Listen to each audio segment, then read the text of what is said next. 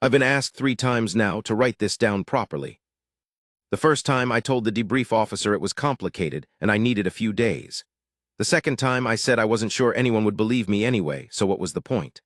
The third time my commanding officer, Major Celine Hargrove, sat across from me at a metal fold-out table in the back of Outpost Kalen 7, dropped a blank document pad in front of me and said, "Maddox, write it down, all of it, now." So here I am. My name is Ren Maddox. I'm 26 years old, originally from a small hill town in what used to be northern Spain, a place called Aranda de Duero that barely shows up on any maps anymore since the expansion reshaped most of the European interior. I joined the Frontier Scouts at 19 because I was restless and stupid, and because my cousin Petra told me the pay was decent. She wasn't wrong about the pay, but she left out some critical information about the part where you'd be stationed on a moon that smelled like copper and old rain, rotating shifts at a relay post that saw maybe 6 humans in a given month. That's where this story starts, at Relay Post Kalen 7, on the night I walked into something I absolutely was not supposed to see. Let me tell you exactly how it happened. The outpost itself wasn't much to look at. It never was. Frontier relay posts rarely are there functional, not pretty. Ours was a cluster of modular structures locked together with mag seals, half buried in the dark reddish soil of the moon the locals called Vithais, which roughly translated to something like the place between sleeping and waking, in the old Kalen dialect. The Kalen were one of the older species in this sector, a tall, thin, bioluminescent people who'd been spacefaring for about 4,000 years before humanity figured out fire. They were gracious hosts, mostly, and they tolerated the human relay post the way you tolerate a noisy neighbor, with patience and occasional exasperated sighs. But the Kalen weren't my concern that night. My concern that night was that I'd lost my secondary scanner pack. Every scout carried 2. Primary, which stayed clipped to your chest rig, and secondary, a smaller handheld unit you kept in your kit bag. Mine had gone missing sometime in the afternoon. I'd set it down somewhere during the maintenance cycle of the perimeter sensors, and I'd spent the better part of 2 hours quietly retracing my steps without admitting to anyone that I'd lost it, because losing equipment was a paperwork nightmare I didn't have the energy for. It was late. Vithais' long night cycle meant the sky was a deep bruised purple overhead, the 2 smaller moons hanging low and faintly orange on the horizon. The air was cool, colder than I liked, that sharp metallic cold you get on moons with thin atmospheres, and I had my jacket zipped to the throat as I crossed the outer perimeter on foot, scanning the ground near the junction post where I thought I'd left the scanner. The outer perimeter wasn't exactly off-limits. It was technically still within the boundary of the relay post's designated territory, but it was a long way from the main structures, and at this hour it was completely empty. Or it was supposed to be. I heard it before I saw it, a sound that didn't fit. Not a mechanical sound, not anything I associated with relay equipment or perimeter tech. It was something organic, a low, resonant hum, almost subvocal, almost musical, like someone was vibrating a string too low for most ears to catch. The hair on my forearms went up, not from cold. I stopped walking. The hum continued, rhythmic, almost meditative. My hand went to the sidearm at my hip, not drawing it, just touching it, the way you touch something solid when the world feels suddenly less solid. I turned slowly in the direction of the sound. There was a shallow depression in the terrain about 40 meters ahead, a natural bowl where the red soil dipped and the rock formations came up in dark, broken edges. We called that area the Cradle, not an official name, just what the scouts had started calling it because from above it looked like curved hands cupped together. During the day, the Cradle was an unremarkable dip in the landscape. At night, the low moons threw strange shadows across the rock faces, and the place had a quality of stillness that made you aware of how alone you were out there. The hum was coming from the Cradle. Now, I want to be clear about what I did next, because I've thought about it a lot since, and I genuinely don't know if it was brave or simply a failure of self-preservation. I didn't turn around. I didn't call it in on the comms. I didn't retreat to the main structure and report an unusual auditory contact in the outer perimeter. I walked toward it. In my defense, I will say this: I'm a scout. Investigating unusual things is technically the job, and the sound didn't feel threatening, it felt private somehow. like walking past a room where someone is singing quietly to themselves and not expecting an audience. I moved carefully, staying low, using the rock formations along the edge of the cradle for cover. Not creeping exactly, more like moving slowly, giving whatever was making that sound time to become visible gradually rather than blundering in all at once. I came around the edge of a large flat-topped boulder, and I stopped completely. She was standing in the center of the cradle. That's the first thing I can tell you. She was standing, upright, still in the center of that depression in the red soil, and she was facing slightly away from me, toward the low orange moons on the horizon. She was tall, taller than any human I'd seen, maybe 2.5 meters, lean in a way that read as elegant rather than skeletal, with proportions that were close to human but not quite right if you looked carefully. Her arms were a little too long. Her neck was a fraction too extended. Her fingers, and I could see her hands because her arms were raised slightly, palms facing upward toward the sky, her fingers had an extra joint. Not grotesque, just different. Her skin, if you could call it that, was a deep indigo black, the kind of color that absorbs light rather than reflects it, except that wasn't quite right either because there were points across her body, her collarbones, her temples, the backs of her raised hands, where something like luminescence lived just beneath the surface. Not glowing, not exactly. More like the suggestion of light, the memory of bioluminescence, pulsing very slowly in time with that hum. Her hair, again, if you called it that, was dark and moved slightly despite no wind. Not floating. Moving. Like it had some low autonomic behavior of its own, individual strands shifting in tiny slow curves the way sea grass moves in a current. She was wearing something, not armor, not battle armor anyway. More like ceremonial garb. Dark layered fabric that caught no light, with structural elements at the shoulders and collar that looked almost architectural. Old. The construction looked old, not in a deteriorated way, but in a deliberate way, the way antiques are old, intentionally preserved. She was humming, that low resonant sound, coming from her in slow rhythmic pulses directed at the moons. And even from 40 meters away, standing behind a boulder with the cold night air in my lungs, even then, I knew I was looking at something I hadn't been trained for. Something outside the species briefing packets they'd given us at orientation. Something outside the known contact catalog for this sector. I knew she wasn't Kaelin. I knew she wasn't human. I knew she wasn't any of the dozen or so species I'd been given recognition training for. I didn't know what she was. But I knew, some deep, cellular part of me just knew, that this moment was significant in a way that I couldn't yet measure. I watched for what felt like a long time, maybe 4 minutes, maybe 8, long enough that the cold really set into my fingers and I shifted my weight slightly to stop a cramp forming in my left calf. That shift was a mistake. My boot scraped the rock, just barely, just the smallest grinding sound against the stone surface. The humming stopped.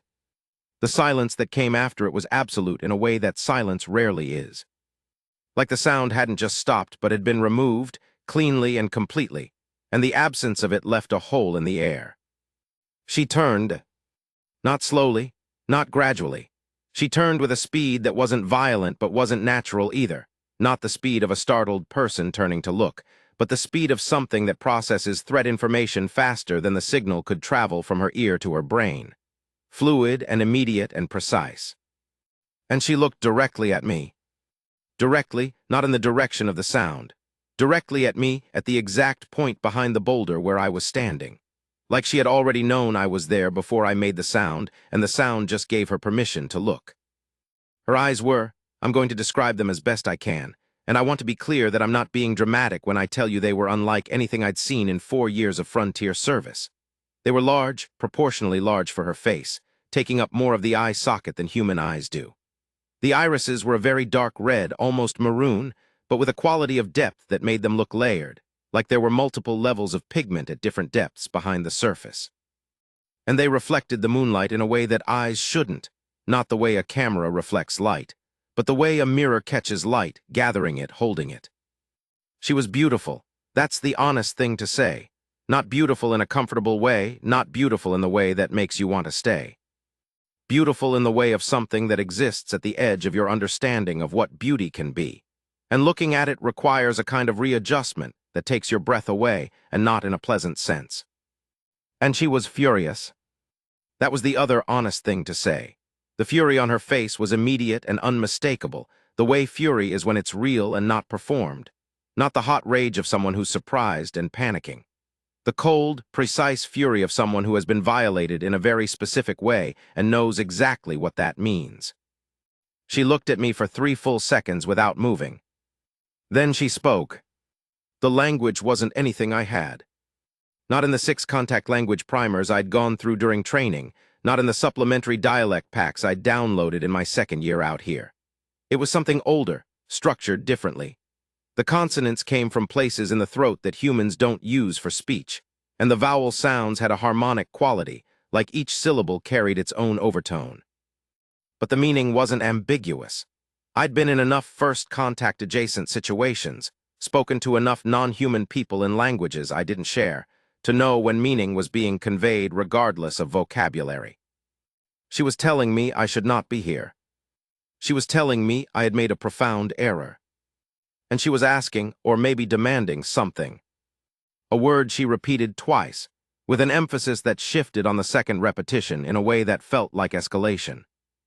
I raised both hands, slowly, palms forward. It was a gesture I'd been told was meaningfully ambiguous cross-species, recognized as non-aggressive by some, meaningless to others, occasionally misconstrued. But it was what I had, and I had nothing else to offer in that moment except honesty about what I was. I'm sorry, I said, in Terran Standard, because that was what I had. I heard the sound. I came to investigate. I'm a frontier scout. This is the relay post's perimeter. I didn't know anyone was here. She stared at me. I kept both hands up. I'm not armed in a threatening way, I added, which in retrospect was an absurd thing to say but felt important to establish. I have a sidearm, but I'm not reaching for it. I'm Corporal Ren Maddox, 14th Frontier Scouts, Human Territorial Expansion Division. I was just looking for a piece of equipment I lost. She continued to stare. Then, and this was the first thing she did that genuinely confused me, she looked past me. Not to either side. Past me, behind me, as if checking something in the direction I'd come from. Her gaze swept in a slow arc, covering about 90 degrees of the terrain behind my position before coming back to my face. Then she looked at my hands, specifically at my hands. She looked at them for a long moment, not at the gesture, but at the hands themselves, examining them with an attention that felt clinical. She said something short and tight, one word or phrase. The tone of it landed in my gut like a stone into still water spreading outward, not threatening, worse than threatening. Like someone saying damn under their breath when they realize they've made a mistake they can't take back. I didn't know yet what the mistake was, but I was about to find out.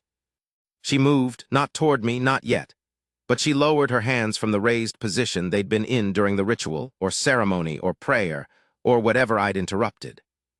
She brought them down to her sides, and when they settled there, the luminescence at her collarbones and temples faded to almost nothing, like she'd closed a window. Then she looked at the moons, brief, a single glance as if noting their position. Then she looked back at me and I saw something shift in her expression. The fury was still there. It wasn't gone, but it had been pushed back behind something else, something more complicated. The look of someone doing rapid calculation and not loving where the numbers land. She reached into her garment, slowly, deliberately, the motion telegraphed in advance the way you move when you're trying not to get shot, and withdrew something. Small, flat. A disc, maybe 3 centimeters across, dark material, with an etched pattern on the surface that caught the moonlight differently than the rest of the object. She held it up toward me. I looked at it. Then I looked at her. She said something, shorter than before. 2 syllables, maybe 3, in that language I didn't have. I don't understand, I said. I'm sorry, I don't have your language. I have Terran Standard and some Kalan dialect, but I don't know what you're saying. She exhaled. It was the first gesture of hers that felt purely physical, purely involuntary. The frustrated exhale of someone who has hit a logistical wall they weren't expecting. She looked at the disc in her hand. She looked at me. Then she pressed the disc against the side of her jaw, just below her ear, and held it there for a moment, and when she spoke again. I understood her. Not perfectly, not the way you understand someone speaking your native tongue. More the way you understand someone speaking a heavily accented version of a language you learned as a second language, with gaps, with guesswork, with the meaning arriving a half-beat after the sound and requiring active work to catch. But enough to follow. What she said, in the closest approximation I can give. You saw the ascension right. You are human. Under Veil law, my people's law, what you did tonight has a consequence I cannot undo. I am going to explain it to you, and you are going to listen, and then we are both going to decide how we want this to go. I stared at her. Okay, I said, because what else do you say? My name, she said, and the translation from that device had a slight reverb quality, her voice and the translation layering a half-second apart, is Vistara. I am of the Veil, and you, human, have witnessed something that my law does not permit a living witness to leave. The cold on Vithais got colder. I kept my hands up anyway. Part 2, what the VAELARE, and what their law says. Let me pause here in the account and say something directly. When I later filed this report, and when Major Hargrove read it, and when it went up the chain to the sector intelligence desk, the first question everyone asked was the same question. Why didn't you run? And I've thought about that question seriously, because it deserves a serious answer and not just a macho one about being a scout and holding your ground. The honest answer is this. I didn't run because she didn't feel like a predator in the moment she was explaining herself to me. She felt like someone who had just received very bad news and was dealing with it in real time. The fury was still there, it never went away entirely, but it wasn't directed at me in the way of something that wanted to hurt me. It was directed at the situation, at the circumstances, at whatever system of law and obligation had just closed around both of us without either of us asking for it. I've since learned a great deal more about the Veil, more than I knew that night. But let me tell you what she told me, in her own approximated words, standing in the cradle on a cold moon night with the orange moons dropping toward the horizon. The Veil are old. That was the first thing she said. Not old in the way I thought of old species, 4,000 years, 8,012. The Veil counted their spacefaring history in tens of thousands of years, and their terrestrial civilization in hundreds of thousands. They are, she said, one of the original spacefaring species of the galaxy's inner arm, from a time before most current civilizations had developed language. They had watched younger species rise and fall, rise and persist, rise and spread across the stars, many times over. Humans, she said, with no particular hostility but with a directness that was its own kind of statement, were the youngest spacefaring species currently active in her known sector. We were infants by Veil reckoning, brilliant, chaotic, alarming infants. Her word for us, the Veil word before translation, was something that approximately rendered as the fast ones. Not mocking. Observational, we moved quickly, we built quickly, we spread quickly, we felt quickly. The Veil, by contrast, moved slowly in the ways that counted. They were a solitary species by nature. Not asocial, they had complex social and political structures, but solitary in the sense of internal life. Each Veil maintained a private practice, a private cosmological relationship with the universe that was not shared with other Veil except in highly specific ritual contexts, and never under any circumstances with non-Veil. The ascension rite that I had witnessed was one of these. She explained it in pieces, the translation device making the process slightly halting, but I followed well enough. The ascension rite was performed only at specific planetary alignments. The configuration of moons I'd seen that night occurred on Vithais only once every 11 years. The rite was a deeply personal act of communion with what the Veil called the deep current, which I understood as approximately analogous to what humans might call the universe's underlying energy, or what some philosophies called the breath of existence. It was not religious in the way I understood religion. It wasn't worship. It was more like maintenance, a recalibration, a once-per-cycle act of placing yourself in alignment with something larger than yourself. It was, she said, one of the most intimate things a Veil could do. And I had seen it. I didn't know it was happening, I said. I heard a sound. I came to look. I know you didn't know, she said. The translation made her voice a strange, layered thing, but I could hear the control in it, the deliberateness. That is why this is complicated. Deliberate violation carries one consequence. Accidental violation carries another. What consequence? I asked. She was quiet for a moment, the kind of quiet that has weight. Under Veil law, she said, A living witness to the ascension rite who is not veil and who is not bonded to the veil who performs it cannot be permitted to leave with the memory of what they witnessed. The rite is sacred. Its specifics, the form, the sound, the stance, the alignment, cannot be carried in an unbonded outsider's mind. The reason for this law is old, older than I can properly explain tonight. But it was written in blood, as your people say. The cold was very present. When you say can't be permitted to leave with the memory, I said carefully, what does that mean in practical terms? She looked at me, that deep red gaze with its layered depths. It means that traditionally, the witness does not leave. I kept my hands very still. And is this a tradition you intend to follow? I asked. Another silence, a different kind of silence than the first. That, she said slowly, depends on what you choose. Now let me tell you something that happened in my body during this conversation, because it's relevant, and because I think it says something true about humans that I want to get into this record. My heart rate was elevated, obviously.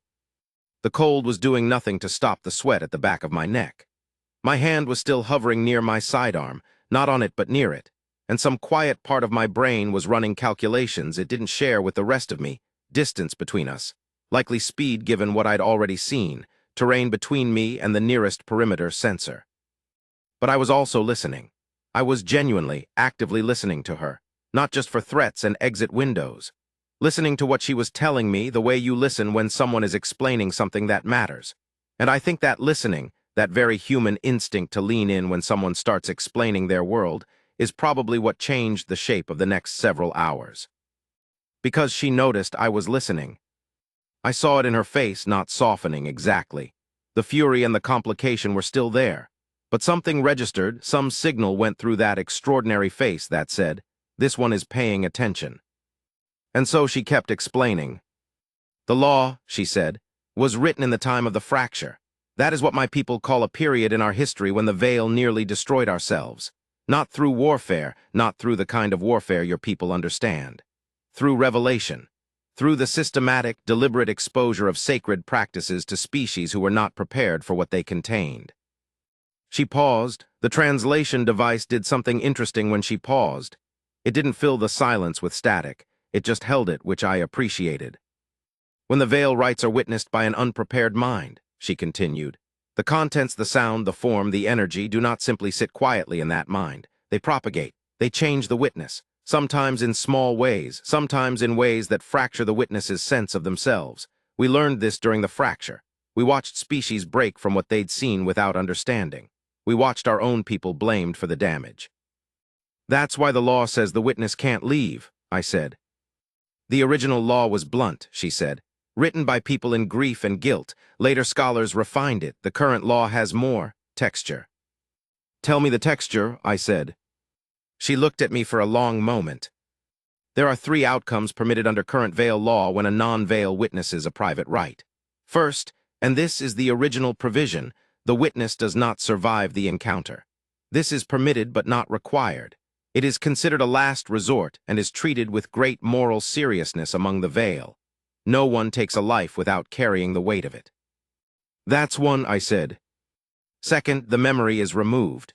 There are veil who carry the skill of selective memory extraction. It leaves no physical damage. The witness walks away without the specific memory of what they witnessed, while retaining all other memories and their full cognitive function. That's 2, and the third. She looked at the moons again. I'd learned by now that she looked at the moons when she was navigating something difficult, like they were a reference point she needed. The third option, she said, is the bonding provision. It was added to the law approximately 800 of your years ago by a veil scholar named Viketh, who argued that there was a fourth possibility the original law had not imagined. He argued that the danger of the right being carried in an unbonded mind was not the memory itself, but the isolation of it. A sacred experience in a mind without context would damage that mind. But a sacred experience in a mind that was given context, that was connected to the veil who had performed the rite, might not cause damage, might in fact do the opposite. I was quiet. The bonding provision allows a witness to the right to remain alive and intact, with full memory of what they witnessed, on the condition that the witnessing becomes formal. That the witness enters into a bond with the veil who performed the rite.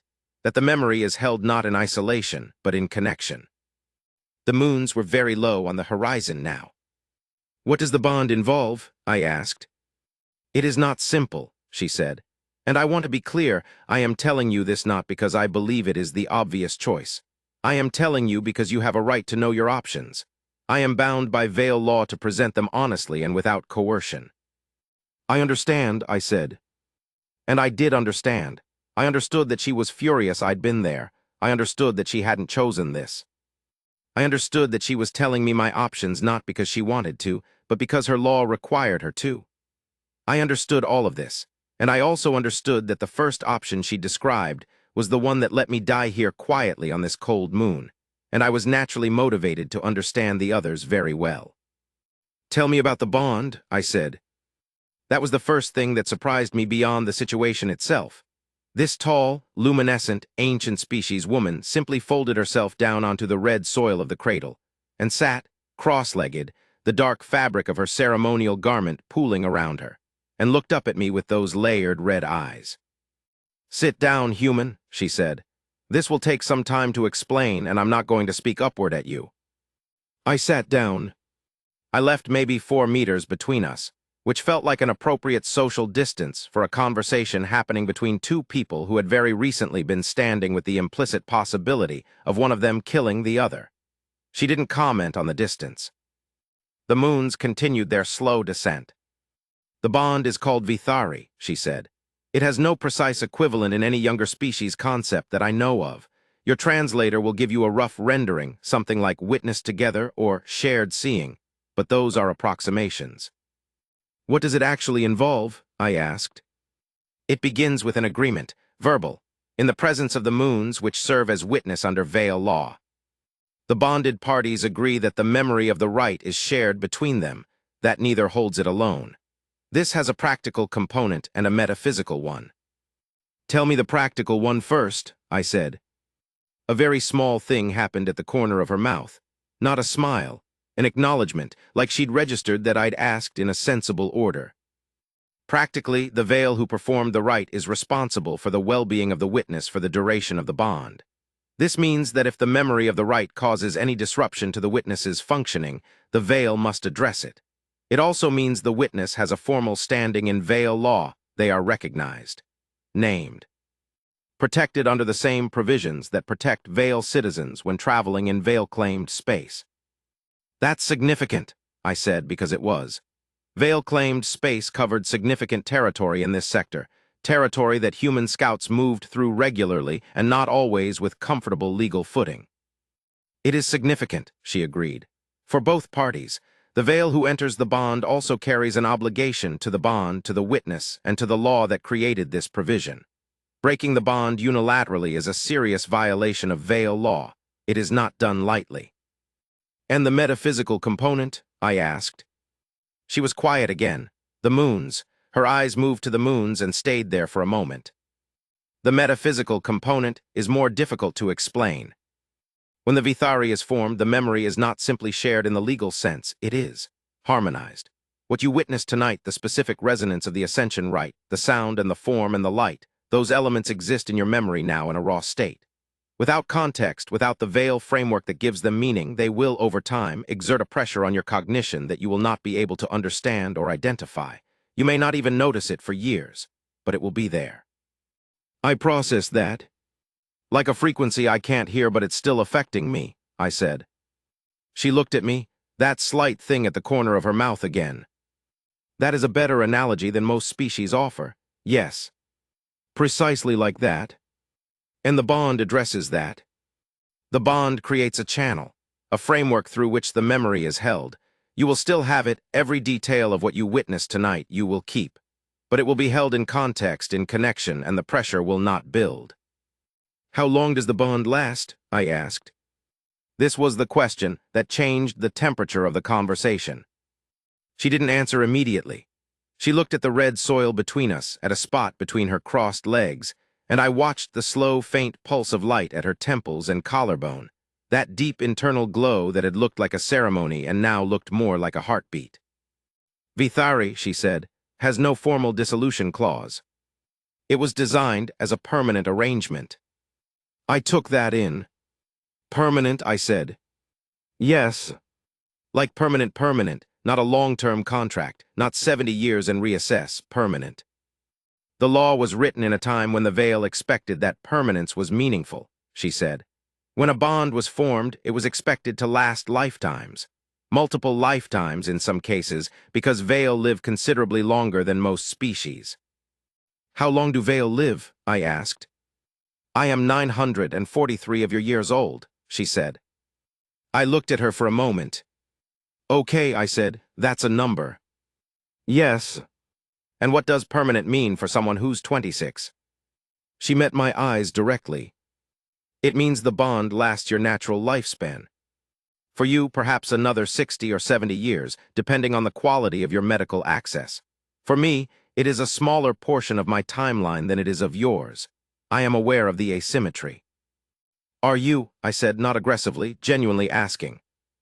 I am, she said, and something in her voice, filtered through the translation device with its slight doubling, had a quality I hadn't heard in it yet. Not softness, not quite, but something that acknowledged the weight of what she was asking of a person she'd met 12 minutes ago. I want to be honest with you, she said. This is not what I wanted. I performed the ascension rite in what I believed was a remote and unoccupied location. I chose this moon specifically because the relay posts activity logs, which are accessible through standard galactic network channels, indicated minimal nighttime perimeter activity. I made a calculation that was wrong. You checked the activity logs, I said. I was careful, she said, and my caution was not sufficient. That is my failure, not yours. I sat with that. It doesn't change what the law requires, I said. No, she said, it doesn't. I want to tell you what I was thinking in the silence that followed, because this is the part of the account that matters most, and I don't want to elide it by jumping to the decision. I was thinking about my life, not dramatically, not in a life flashing before your eyes way, more practically. I was 26 years old and I'd spent 4 of those years on the frontier, and I liked the work even when it was cold and tedious and smelled like copper. I had a sister back in New Madrid. I had a friend from basic training named Corvin who'd been stationed out near the Aldhari Belt for the last 18 months, and we rode occasionally, which for frontier scouts meant sometimes monthly and sometimes every 4 months. I had plans, in the vague, half-formed way of someone who assumes the future is available, to eventually get back to something like a normal planet and figure out what came after scouting. I was thinking about all of that, about what it would mean to add a permanent bond, a legal, metaphysical permanent bond, to that picture. And I was thinking about the other options. Option 1 I set aside quickly, not because I was confident she wouldn't choose it, I wasn't, but because I couldn't operate with that in the foreground and still think clearly. So I set it aside and thought about option 2. Option 2, memory removal, walk away with a gap where tonight had been. Wake up tomorrow not knowing why I felt slightly empty in the outer perimeter. Find my scanner pack eventually, go back to the main structure, file a routine report. I thought about that carefully. And I thought about what she'd said, about the memory sitting in an unbonded mind, the raw resonance of the rite, the pressure building slowly over years. She had no reason to fabricate that. She had no incentive to lie to me about it, because if she wanted me not to know, option 1 was considerably simpler than this conversation. She was telling me the truth as she understood it. The memory removal didn't remove the effect. It removed my access to the thing that was affecting me. I'd be carrying something I couldn't see, like a splinter buried deep enough that you can't feel it until the day it turns septic. And then there was option 3. I thought about her, about what she'd said, I am 943 of your years old. About the fact that she'd done the math in advance, she'd checked the activity logs, she'd chosen this moon carefully, and still she was sitting here in the dark across from a 26-year-old human scout, explaining a law she hadn't wanted to invoke any more than I'd wanted to be subject to it. I thought about her fury, that cold, precise fury that had been there from the first second she turned, and I thought about what I'd seen before the fury, those 2 minutes before I scraped my boot on the rock, when she was standing in the center of the cradle with her palms raised and that low, resonant hum going out into the night toward the moons. That absolute private stillness. That moment had been extraordinarily beautiful. Even in my startle and adrenaline, even now, I could acknowledge that. I had walked into the edge of something ancient and sacred and privately powerful, and even witnessing it from 40 meters behind a boulder, I had felt the weight of it, the realness of it. I could have that in my memory for the rest of my life. With context, with connection, with a framework that held it rather than let it sit raw and pressurizing in my skull. Or I could have a gap where tonight used to be. I made my decision. "Tell me about the bond agreement," I said, "the verbal one in front of the moons." She looked up at me. "You're choosing the Vithari." "I'm choosing the one that leaves me intact," I said. "And I'm choosing the one that leaves you with a witness who understood what they saw, instead of one who has a thing growing in them they'll never be able to name." Silence. "You are," she said slowly, "not what I expected." "What did you expect?" "Panic, aggression, bargaining in bad faith. Humans, in my experience, do not tend to accept the terms of situations that weren't their choice with this degree of pragmatism," I offered. "I was going to say grace," she said, "but pragmatism is not wrong either." "I'm panicking internally," I said. "I want to be transparent about that." That corner of her mouth again. This time it traveled slightly further. "I know," she said. "Your scent changed when I mentioned the first option. You are quite frightened." "You can smell fear," I said. "Not fear exactly. Cortisol, adrenaline metabolites. Your species produces them in predictable patterns under threat." "That's comforting," I said. "Very comforting." "You have a specific humor pattern," she said. "You make observations that reduce tension. I've noticed it in humans before. It seems to be a coping mechanism." "Does it work on Vale?" She considered this. "Marginally," she said. The bond agreement, when she explained it, was less arcane than I'd feared. There was no ritual performance, no blood, no fire, no elaborate gesture sequence. The Vithari bonding agreement was entirely verbal. It was said in the presence of the moons, which served as cosmic witness, and it was spoken in Vale, with the translation device active so I could both hear and be heard in my own language while she spoke in hers. She stood for it, I stood for it. We faced the moons, both of us, which by now were a thin sliver of orange sitting right on the horizon, about 20 minutes from setting. She spoke first. A long passage in Vale, the harmonics of her natural voice filling the cradle, the translation arriving in my ear a beat behind. That she, Vistara of the Vale, took as witness together one Ren Maddox of the human people. That the ascension rite performed on this night was now held between them and not in isolation. That she accepted the obligations of the Vale party to the Vithari, that she would carry the bond with the seriousness its law required. Then she indicated it was my turn. I didn't have the Vale language.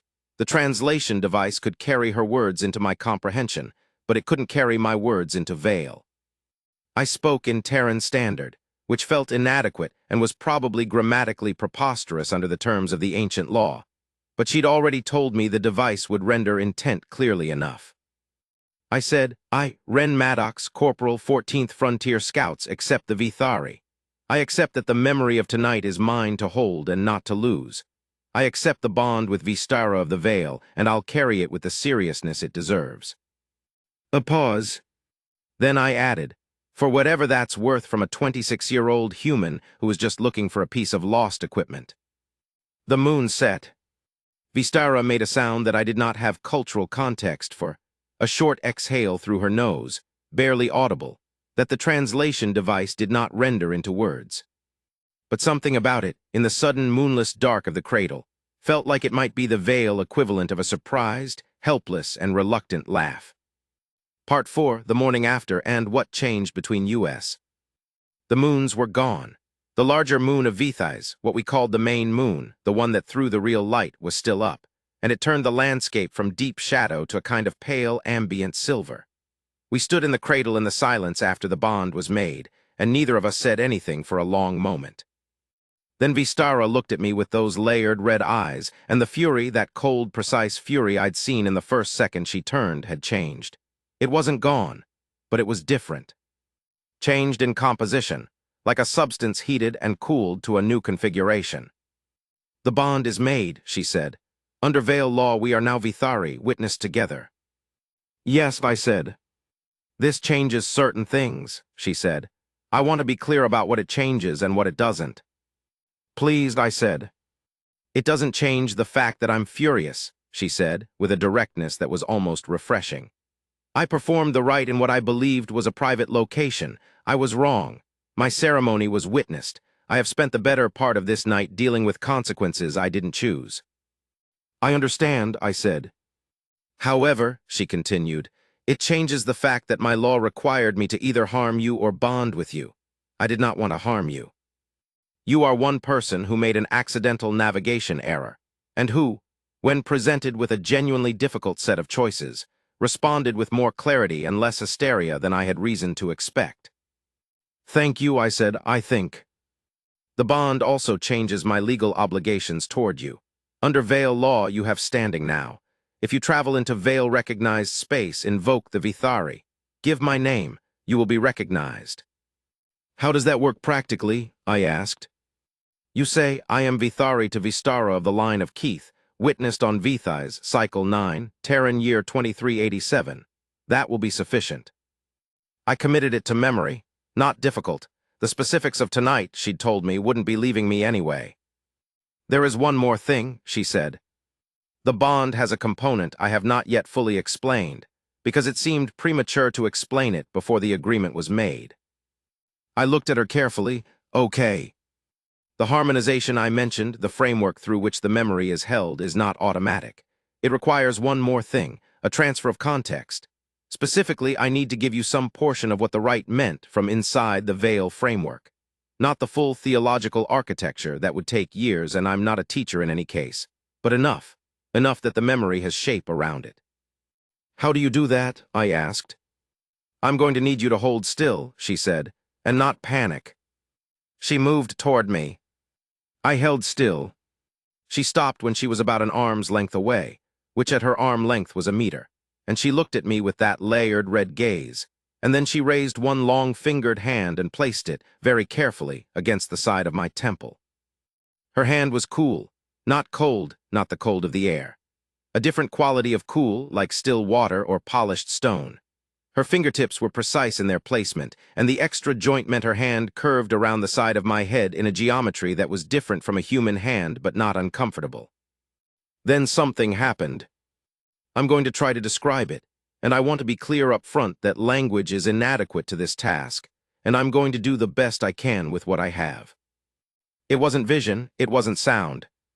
It was neither, and it was both. It was more like a sense of depth, as if someone had taken the back wall of a room and pulled it back by 1,000 kilometers, as if the space behind my eyes, which I'd always understood as finite, had been briefly opened to a longer view, not of anything specific, not of Vale theology or cosmic maps or divine revelation, just of depth, of age.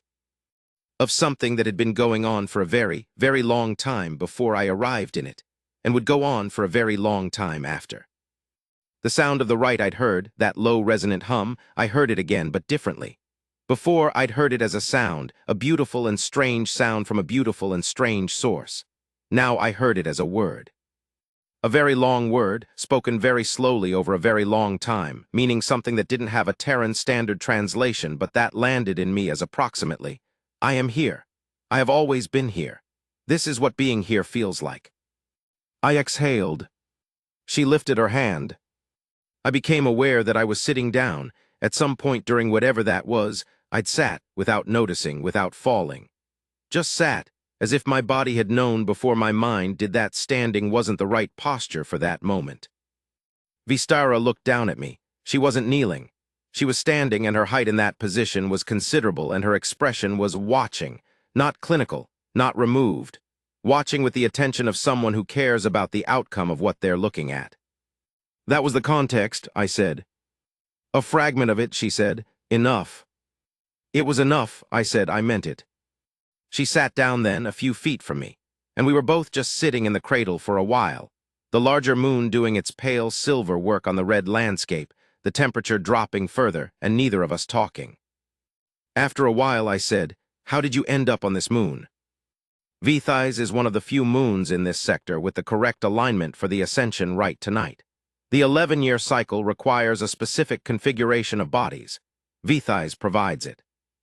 But you must have been in this sector for a reason before that, I said. You didn't just come here for the right. She was quiet for a moment.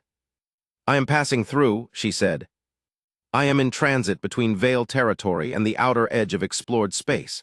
I have business that takes me outward. What kind of business? I asked. The kind that is my own, she said, which was a very clean way of closing that particular door. Fair enough, I said. We sat for a while longer. Your lost equipment, she said, eventually. The secondary scanner. It's approximately 15 meters to your left against the base of the rock formation. You set it down there during the sensor maintenance cycle.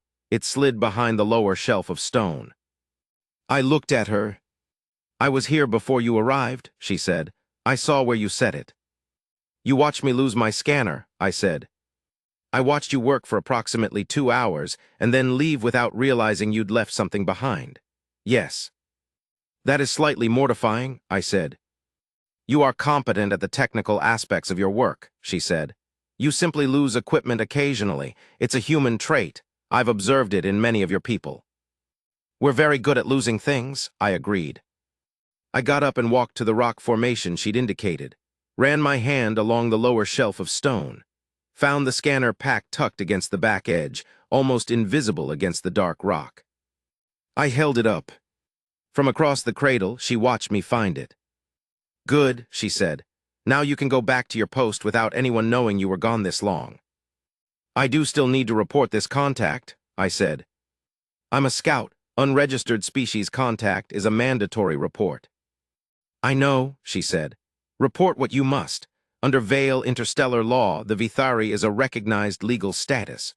Your military and the Galactic Registry will find it on record if they look. Will they be surprised to find a human on a Vithari record? Almost certainly, she said. It will cause administrative complications for several people who do not deserve them. I am slightly sorry about that. Only slightly, I said. That thing at the corner of her mouth was wider now. Still not a smile in any shape I recognized as a smile, but something that occupied the same emotional territory. Only slightly, she agreed. Go back to your post, Ren Maddox. I stopped at the edge of the cradle, turned back. Vistara, I said. She looked at me. Whatever you're doing out in the outer edge, I hope it goes well. She regarded me for a long moment. You are an unusual human, she said. Probably, I agreed. Safe travels. I walked back across the outer perimeter toward the lights of the relay post, scanner pack in hand, the cold air at my back, and in the memory that was now formally, legally, metaphysically mine to keep, the sound of the Ascension rite still humming, very softly in the back of my skull. Part 5, the report, the reaction, and what happened after. Major Hargrove read my preliminary contact report 3 times. I know this because she was in the Situation Room when I filed it, and I could see her eyes moving back over the same sections repeatedly. She didn't say anything during the reading. She had a quality of stillness when she was processing something significant, the kind of stillness that people develop when they've been making critical decisions for a long time, and they've learned that the first word out of your mouth after bad news sets the tone for everything that follows. Finally, she looked up. She's 900 years old, she said. 943, I said. And she's been in this sector doing what exactly? She said she was passing through, didn't say more. And she performed a 900-year-old sacred ceremony on a moon 7 kilometers from our relay post. 11-year moon cycle, I said. This was the window. She didn't have another choice of location. Hargrove looked at her tablet. Back at me. And you're now legally, under Vale interstellar law, bonded to her. Vithari, I said. Witness together, yes. She set the tablet down. Maddox, she said.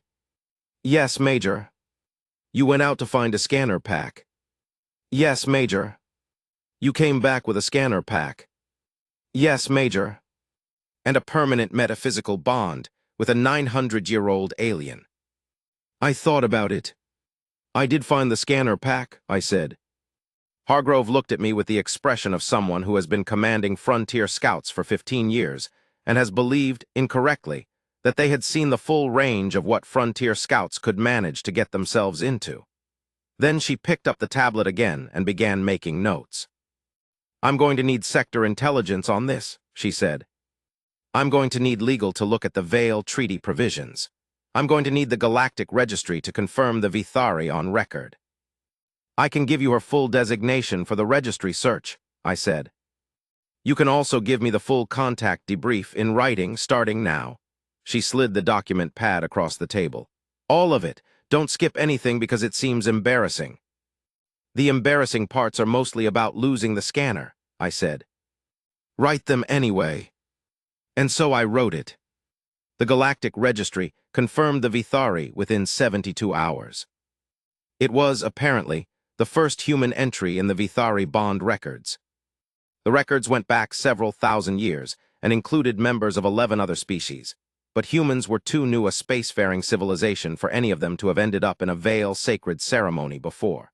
The registry clerk who handled the verification included a note in the return communication that read, "Unprecedented category. Recommend advisory to Human Expansion Division regarding Vithari provisions for future scout briefing."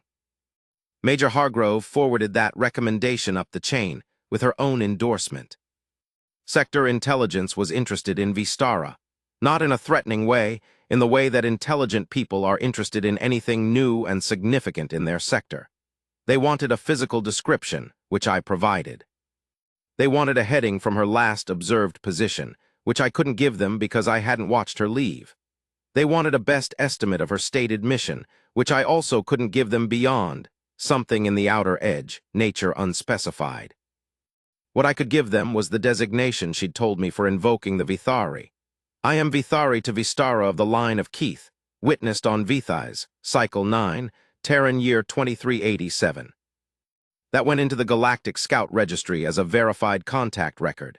My name, her name, the bond, the date, the moon. It would stay there for as long as the registry maintained records, which was to say effectively indefinitely. Somewhere in the outer edge of explored space, a 943-year-old Veil woman was now documented as Vithari to a 26-year-old human scout from a small hill town in what used to be northern Spain. I thought about what she'd said. I was going to say grace. I wasn't sure I'd earned that word, but I was glad I'd made the choice I'd made. Not in a dramatic way, not in a way I needed to broadcast, just the quiet gladness of having made a decision that felt right in the moment and continued to feel right after the adrenaline left. The memory of the ascension rite was exactly what she'd said it would be. Present, clear, not fading the way dreams fade or the way half-remembered conversations blur at the edges. It was there in full, and when I moved through it in quiet moments, lying on my bunk in the long Vithais nights or standing watch at the outer perimeter in the cold, copper-smelling air, it had the quality she'd given it. It had depth. It had the long, slow word, "I am here. I have always been here. This is what being here feels like." No pressure, no slow septic thing growing in a forgotten corner. Just the memory, held properly, held in context, held with connection. It had been a fair trade. I still thought so months later. 12 weeks after that night, I received a message through the Galactic Relay Network. It was short, no introduction, no pleasantry. "The outer edge is strange and very old. The business I mentioned is going well. You adapted to the context transfer more completely than I expected. Most species require 3 to 4 days for full integration. You integrated in approximately 6 hours, which is unusual. I wanted you to know this. Your species produces a remarkable capacity for synthesis under novel conditions. The 11-year cycle will next occur on Vithais in 2398. I will not be performing the rite there. This location is now complicated. If you are still in frontier service in 2398, you may notice a reference to a moon called Vithais Secondary in the activity log updates. You will understand what it means. I am still slightly furious. I want to be clear about that. But I am glad the second option was not the one we chose. I read that message 3 times. Then I saved it to my personal archive, the one that isn't filed with the 14th Frontier Scouts documentation system, the one that's mine, and I went back to my shift. They asked me, at the end of the final debrief, what I thought was the most important thing to come out of this contact for the Human Expansion Division's understanding of the Veil. I thought about it for a real moment. Not a diplomatic pause, an actual thinking moment. Then I said this, and I want it in the record because I meant it then, and I still mean it now. The Veil are old. They are so old that the things they carry, their laws, their ceremonies, their obligations, were forged in experiences that we cannot access and possibly cannot imagine.